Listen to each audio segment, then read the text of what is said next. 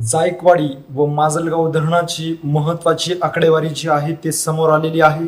सध्या या महत्वाच्या आकडेवारीनुसार जायकवाडी आणि माजलगाव धरणामध्ये काय बदल झालेला आहे तेच आपण ह्या पुढील व्हिडिओच्या माध्यमातून पाहूया।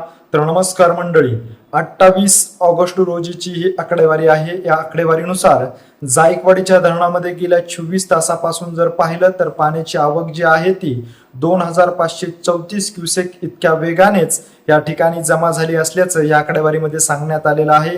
कालच्या आवकमध्ये आणि आजच्या आवकमध्ये साधारणतः जर पाहिलं तर 1000 क्युसेसने पाण्याची घट जी आहे ते जायकवाडीच्या धरणामध्ये झाली असल्याचं या आकडेवारीमध्ये सांगण्यात आलेलं आहे। त्यामुळे जायकवाडीच्या धरणातून डाव्या कालव्यामध्ये 2000 क्युसेकने तर उजव्या कालव्यामध्ये 1200 क्युसेकने अशी पाण्याची जी विसर्ग आहे तो देखील सुरू आहे आणि हा दोन्हीचा विसर्ग पाहिला तर 3200 क्युसेक पर्यंत जातो आणि पाण्याची आवक जर पाहिली तर 2534 इतकी असल्यामुळे जायकवाडीचं जे धरण होतं ते आता 94.13% इतकं उपलब्ध असल्याचं या आकडेवारीमध्ये सांगण्यात आलेलं आहे।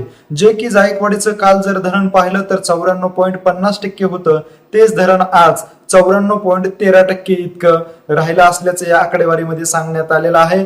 तर दुसरीकडे पाहिलं तर माजलगाव धरणामध्ये फक्त जायकवाडीच्या उजव्या कालव्यातूनच ही पाण्याची आवक येत आहे आणि येणारी पाण्याची आवक तर तुम्हा सर्वांना माहित आहे ती म्हणजे 1200 क्युसेकने।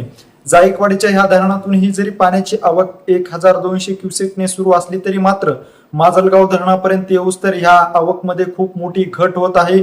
कालच आपण त्या पद्धतीचा व्हिडिओ देखील तुम्हाला दाखवलेला आहे। साधारणतः 500 क्युसेकनेच माजलगावच्या धरणामध्ये पाण्याचा विसर्ग जो आहे तो येत असल्यामुळे माजलगावच्या धरणाची देखील टक्केवारी वाढताना खूप मोठा असा विलंब होत आहे आणि माजलगावचे जे धरण आहे ते 23.90% पर्यंत पोहोचलं असल्याचं या आकडेवारीमध्ये सांगण्यात आलेलं आहे।